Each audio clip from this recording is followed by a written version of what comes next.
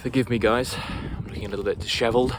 I'm due a haircut and I'm just in the middle of a run and it's a bit windy. It's really far from ideal to be sitting here and doing a video, but something came to mind and I'm doing my best to stick to these daily videos. So thank you for joining.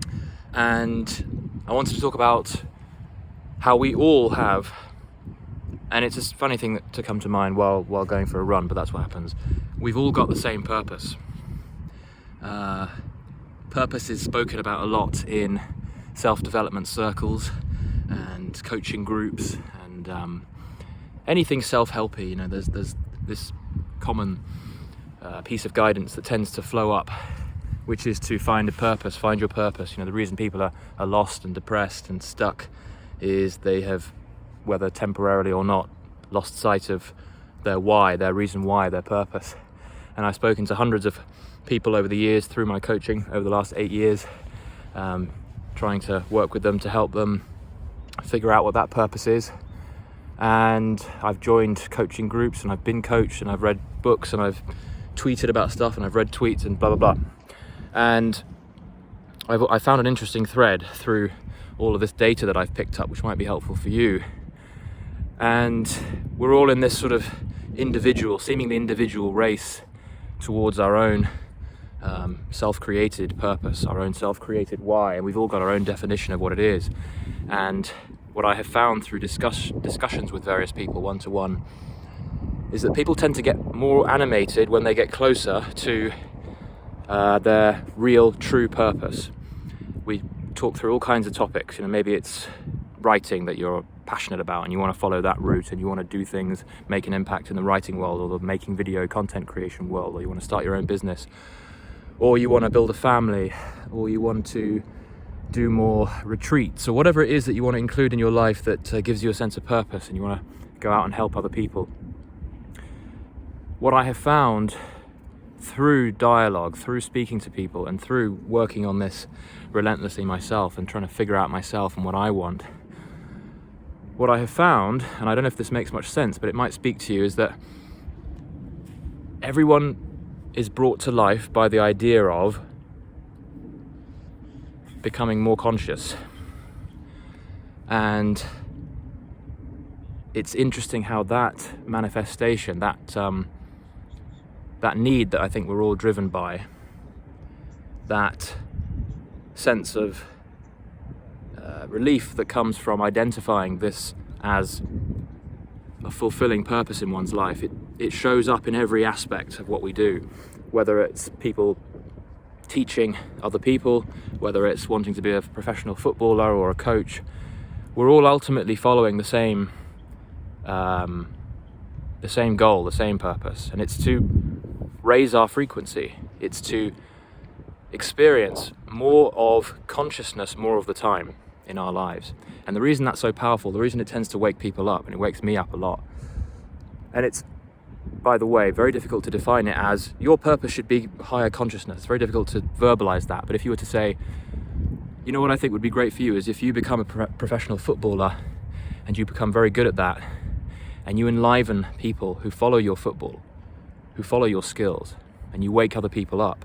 That is consciousness. That is you experiencing your own iteration, your own version of increased consciousness, awareness. What do I mean by all this?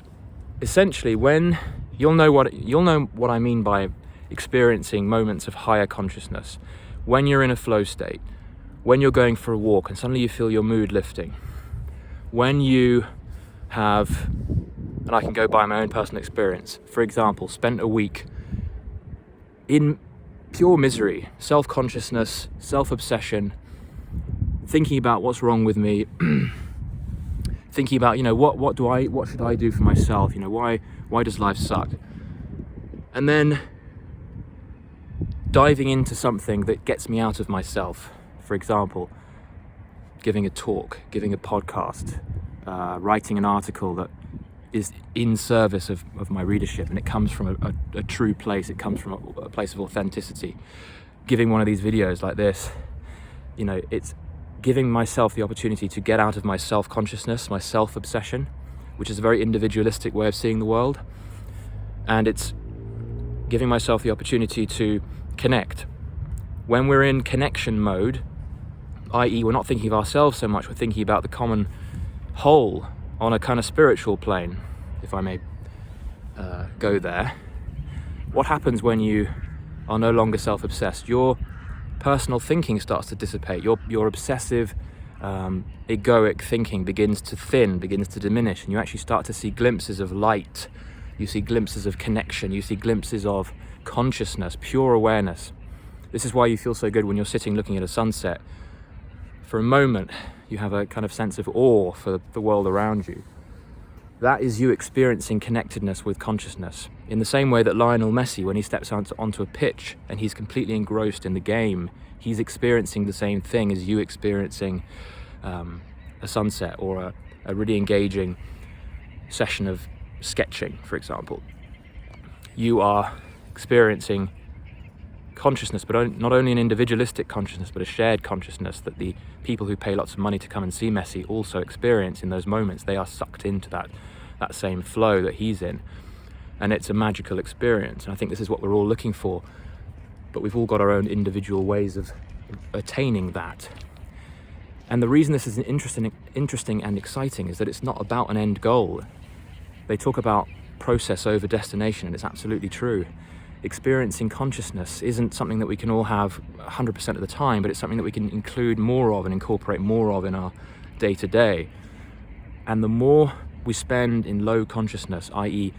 our mind is covered, obscured by obsessive thoughts about ourselves, obsessive thoughts about how isolated and different we are, the more depressed we're going to be. So I hope some of you guys are picking up on the enormous potential opportunity in this concept, which is that we're all looking for more consciousness more of the time, weaved in through the day. So if you can find yourself something that brings you to life, that's another way of kind of knowing that you're doing the right thing. Doing things that bring you to life, that get you in the moment, that get you in the flow, no matter how petty seeming it is. If you have stumbled on something where you lose hours of the day because you're so engrossed in it, or you have found something which gets you out of your own self-obsession for a moment and allows you to start serving other people with a sense of joy and pride, you've really found something there, you're really onto something. And I think that's what we're all looking for. So when someone asks you, what's your purpose in life? The granddaddy answer really is, I'm looking for more consciousness more of the time so that I can be less in myself and more experiencing this connectedness that is running through everything. When we are conscious, we're suddenly one. We're in that moment, we're no longer ourselves. We're no longer this wrapped up in this selfish, individualistic identity of who we think we are. We are beyond that, because identity is only thoughts. Identity is only illusion.